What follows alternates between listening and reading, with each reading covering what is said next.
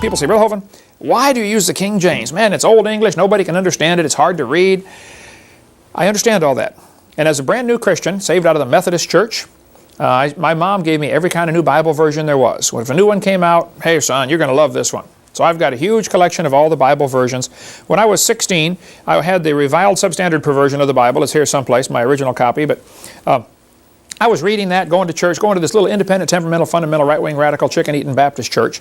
And the preacher was banging on the pulpit saying the Bible's the Word of God. And I was making notes in my revised standard version. And after a couple of months, he said, Brother Hovind, you've been a Christian a few months now. It's time you get a Bible. I said, I got a Bible. He said, no, you need a real Bible. I was offended. Okay, I thought, well, I got a Bible. I've been making notes. I've been reading an hour a day. What do you mean? He said, well, there's real problems with that one. So why King James? It's been 37 years now as a Christian of studying this topic. Why? Look at Psalms chapter 12. The words of the Lord are pure words, as silver tried in a furnace of earth, purified 7 times. Thou shalt keep them, O Lord. Thou shalt preserve them from this generation forever. What does the word them refer back to in that verse? Thou shalt preserve them. Preserve what? His words. He's promising He's going to preserve His words, right? How about NIV? The words of the Lord are flawless, like silver purified in a furnace of clay, purified 7 times. O Lord, you will keep us safe and protect us from such people forever. Is that saying the same thing? I mean, I was born at night, but it wasn't last night. It looks to me like somebody's wrong about this one. Okay? What does this mean? Keep us from such people. What people is it talking about? There are very serious differences between these Bible versions. We've got a book. I don't know if I have it here. It's in our library. The guy sent it to me. It took me 6 months to figure out what the title said. I read it. I said, what? Went on to something else. Every time I look at the book, I said, what is this? The title was, Things That Are Different Are Not the Same. I thought, well, duh, why would you title a book like that? Things that are different are not the same. And then I thought, wow, these Bible versions are definitely different, so you can't say they're the same. There are, as far as I understand it, 151 English translations of the Bible right now available. The law is you cannot get a copyright and therefore protect your work and therefore get more money unless you have 10% different from the original. Are there 151 different ways to say each of the verses in the Bible? At some point, you're going to have to stop saying it the right way and say it a wrong way just to make it different, just to get your copyright, just to get your money. Love of money, root of all evil. Here's a quick story. We could take an hour on this one, but right after the time of Christ, the disciples were writing their books and they were being persecuted and spreading out, and people were copying these letters and copying the Gospels and spreading them out. Persecution hit the church and they spread out everywhere. And for the next 1,000 years, it was horrible persecution against the church. And if they caught the heretics, the Christians, they would burn them at the stake and burn their Bibles. Well, people were spreading the Word of God around, making all kinds of copies. It takes about 10 months to write out a copy of the Bible using a pen. You don't even have a good ink pen. You got a feather and you got to keep dipping it in the ink and keep cutting a new point on it. You don't even have a good ink pen, nor do you have good paper to write on. Lumpy parchment, stuff like that, or leather. But anyway, with all the obstacles they had, plus, being persecuted, it took about 10 months to handwrite a copy of the Bible. Well, they're making all these copies. By the time you get to 15 and 1600s, persecution lets up, and so people decided to collect the Bible copies together from all over the world and compare them and put it into English. Now keep in mind, some of these copies of the Bible had not seen each other in 1,000 years. There might have been people in France that were copying the Bible, and people in Africa copying the Bible, and people in China copying the Bible. And you can only use a book so long and it wears out. I've got, I don't know how many, absolutely worn out Bibles. Okay, I think I have probably 5 or 6 that I've just they're shot, okay? If you're a book that's in active use is going to have a limited life. And let's just pick a number and say if you were really careful with your scrolls, treat it real carefully, you might make a scroll last 300 years and still use it every day, just for illustration. Well, so in 300 years, your original is worn out, it's trash, it's junk, you throw it away because you now have 800 copies of this thing, or a certain large number of copies. Then you take those copies and make copies. And after maybe 1,000 years, you might be on your 4th or 5th generation from the original, but that's perfectly fine. It doesn't matter as long as the copying process was accurate. And a good way to check that copying process and see was it accurate is after each of these, the French ones and the German ones and the English ones and the Chinese ones, each go 5 generations. Now let's get the 5th generation and compare them all and see how accurate they are. And that's what happened in the 15 and 1600s. They got all these scrolls together, found 5,000 copies of the Bible that survived the persecution, and they were identical in everything except spelling. People's names, Peter and Pedro, stuff like that had changed. So they said, man, God truly preserved His Word. This is it. This is word for word exactly. He preserved it. So, meanwhile, down in Egypt, there was a group of folks, sort of like Jehovah's Witnesses. I've got the Jehovah's Witness Bible here. They were a cult. They came to be known as the Alexandrians. The Alexandrians did not believe in the deity of Christ. They didn't believe in the bodily resurrection. They didn't believe in a lot of Christian things, kind of like Jehovah's Witnesses today. So they made their own copy of the Bible, changing things they didn't like. They made about 6,000 changes. The primary guy in this cult was a guy named Origen. He was the leader of this cult in late 2nd century, 3rd century. The only mention of Alexandria in the Bible is when they were disputing with Stephen, arguing with the real Christians. And if you trust the principle of first mention, which I think is very important, then that'll be important to you. They say, wow, the only mention of these folks is bad. And so anything out of Alexandria, anything out of Egypt, period, in the Bible seems to be bad, But Origen started this, or was the primary guy in this cult. They made copies of their Bible also, with their changes in it. And some of them survived.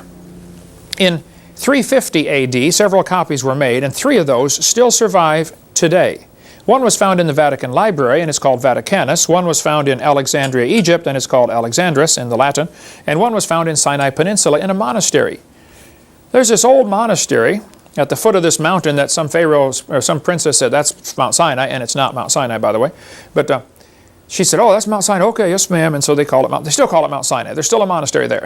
It's not in Sinai Peninsula. It's in Arabia. Read Galatians 4. But they're in this trash can in this old monastery. This guy was visiting. He said, what's this old scroll? He said, oh, we don't know. It's been in there for years. He pulled it out. It was a copy of the Bible, if you can call it that, from 380 or 350 AD.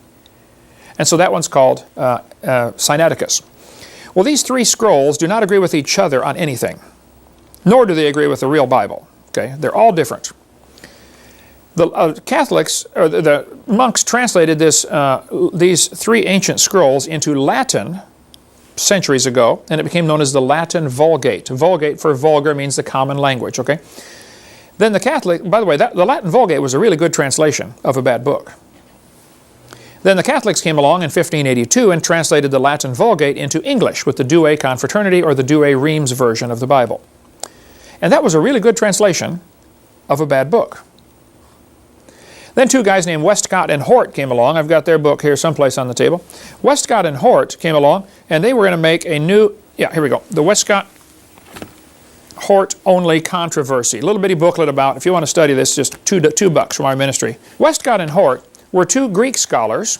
I don't know if they were even Christian or not. They probably claimed that they were, like a lot of people do. Okay, but they took these 3 old ancient manuscripts. They didn't agree with each other, but their thinking was, these are older, therefore they are better. Well, I'll go along with the older part. I'll agree with that, but that doesn't mean they're better. But they synthesized them into one new Greek manuscript and sold it to the world in 1875 and said, we have the oldest and best manuscripts available now for you to translate. And they got the oldest ones all right. The oldest ones that survived is all. Doesn't mean better. Then people started taking their Westcott and Hort version and translating it into English. First one done, 1881, as the Revised Standard. Then the American Standard, the Revised Standard, the revised version first. Then the Jehovah's Witness Bible, the New World Translation, done in 1950. This was a good translation, fairly good translation of a bad book. Then the New American Standard, the NIV, the Good News, the Amplified, the Living Bible. All of those, and I have a lot of them. There's the New American Standard. I think the guys who are doing this are sincere, dedicated, highly intelligent, godly Christians who are translating the wrong book and don't even know it. There are basically only 2 Bibles in the world, in the English. The one's translated from what's called the majority text, the King James, of which there are now 64,000 manuscripts. At the time King James guys did it, they only had 5,000. And then there's the whole other family of Bibles, all translated from the Westcott and Hort. So you have two choices. The question is not, is it a good translation? The question is, what are they translating? Okay? The excellent book by Westcott and Hort, if you want to read about that. Here's, for instance, NIV, Acts chapter 8. Let's see, Adam, read verse 37 to me. Acts 8:37. I can't do it. You can't do it. It's It's not not there. There is no Acts 8:37. They removed it, and they removed the number, okay? Now, in the New American Standard, they at least put a footnote. In Acts 8:37, it says, see footnote. But the verse is gone. Down at the bottom it says, late manuscripts insert verse 37. No, no, no, no, no. Guys, you got it all wrong. Those supposed early manuscripts you're going on are the ones that took it out. It wasn't that the later guys inserted it, it's that the earlier guys took one out, that's all. There are over 200 verses totally missing from the NIV. There's a good book, Understandable History of the Bible, Sam Gipp. Great big book, excellent book, really good on understanding the history of how we got our Bible. Or Gail Riplinger's book, In Awe of Thy Word. It's like 1,200 pages, and it's only like $15 or $18 or something. Really, really a good one. There are many, many books that we offer on the King James controversy. If you want one that's toned down and kind of, you know, sweet, gentle, and mild, this would be it, by Sam Gipp. The Answer Book. Excellent book on why King James. The language of the King James. Why do they use these old words, thee and thou and stuff like that? Oh, there's a good reason for that. But the whole thinking that older is better is simply wrong. And how is Satan going to use these new versions toward bringing in his New World Order? Well, this one, the New Age Bible Versions, is excellent by Gail Riplinger, PhD in English. So older does not mean better. I have worn out many Bibles over my 37 years of being a Christian. Older doesn't mean better. So there are more manuscripts of the Bible than any other old book. Homer's Iliad, for instance, only has about 650 manuscripts. In 1946, they found 24,000 more manuscripts. Then the Dead Sea Scrolls were discovered, and now they have 64,000 manuscripts that support the King James, and 3 complete manuscripts and 46 fragments that support the Alexandrian. Then the Isaiah scroll found in the Dead Sea Scrolls was actually 1,000 years older than the other manuscripts. So there's plenty of good books available on that. There are all kinds of things we could talk about on the problems with the King James, or problems with the other versions, like 2 Samuel 21. Who killed Goliath? Who killed Goliath? David killed Goliath. 2 Samuel 21 says, Elhanan, the son of his dad, slew the brother of Goliath. NIV says, Elhanan, the son of the same guy, killed Goliath. This is an error. Okay? It's wrong. They blew it, all right? They left out verses, and we could scan through some of these. All these verses are left out. There's a list on the website, avpublications.com, of verses that are left out. 200 verses are simply gone. And those that are still in there, many times are changed to something meaning totally different. For instance, Hosea chapter 11, Judah yet ruleth with God. NIV, Judah is unruly against God. Would you say that is saying the same thing? Judah is also unruly against God? It's not saying the same thing. Thy dwelling shall be the fatness of the earth, Genesis 27. That's one of the blessings. Your dwelling shall be away from earth's richness. Away from the fertility of the earth shall be your dwelling. They're saying the opposite, folks. It's not the same. Proverbs 18.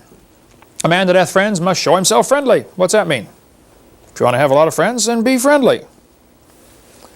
NIV. A man of many companions may come to ruin. Are these saying the same thing? Am I missing something here? If you got a lot of friends, you'll be ruined? That's what it says. That's not at all correct. The Bible says in Matthew 7 that narrow is the way. Straight is the gate, and narrow the way that leadeth to life. And few there be that find it. Revised Standard says the gate is narrow and the way is hard. Wait, is it hard to go to heaven, or just not many do it? Now they use the these and the thous, and there's a reason for that, and then we'll go on to another subject here. If a word starts with Y, it is plural. Ye, your, etc. Okay? If it starts with T, it is singular, and there's an important reason. Nobody in 1611 was walking down the street saying, "How art thou today?" They weren't using that. But the King James translators wisely chose to use the these and the thous because of the distinction. If I walk into a room and say, "You come with me," does that mean one of you or all of you? You can't tell. But if you use thee and thou, you can tell. You can see in John chapter 3 very clearly. Jesus said to Nicodemus, "Marvel not that I said unto thee," singular, "ye must be born again." He changed it to plural. I'm telling you that everybody must be born again. That's a really important distinction. Otherwise, he'd be saying, Nicodemus, I'm telling you that you got to be born again. Well, how does that apply to Kent Hovind? It wouldn't apply. The fact is, it's very precise in the King James. So we can talk all day about that. We'll cover more in our college class. I think the whole concept you need to get in your head is God promised He would preserve His Word, so where is it? I would like to hold a copy of it. And after 30-some years, I was slowly dragged, kicking and screaming into the King James camp. God preserved His Word in English, and we've got it. A couple of verses really attract my attention because of my speaking on creation all the time. Ephesians chapter 3 and verse 9. King James says, to make all men see what is the mystery, the fellowship of the mystery, which from the beginning of the world hath been hid in God, who created all things by Jesus Christ. There are two important phrases here. It says, from the beginning of the world. That's a definite time. He created things by Jesus Christ. Colossians 1 says the same thing. Jesus created all things. Jesus is God in the flesh. Well, a lot of these new Bible versions come from the Alexandrian, and they did not believe Jesus was God in the flesh. And bookstores, of course, want to sell lots of Bibles, love of money, root of all evil, and they don't want to offend anybody. So, hey, let's sell a Bible version that doesn't offend people. So look what they did with Ephesians 3:9. Which for ages past was kept hidden in God, who created all things. Well, they left off Jesus. You don't want to offend people, you know. And they made it ages past instead of from the beginning. Nearly all the new Bible versions have changed it to say ages, ages, ages. And they leave off Jesus in every case, except for the New King James. They left Jesus in there, but they still call it ages past. That's the only one I could find that left Jesus in there, but they all changed it to ages. They don't want to get this definite 6-day, young earth creationist, because they might offend people and, again, lose money. We could spend hours on the different problems with these verses. The last one that bothers me is it the first day in Genesis 1:5, or is it one day? Every version that I found says one day. King James says the first day. Why would they change it to one day? Well, again, they're trying to allow for the long periods of time. And I don't understand how somebody can read Genesis 1:5 and still believe there's a gap between verse 1 and 2 of any amount of time, more than an hour. The first day. It couldn't be more clear in my mind.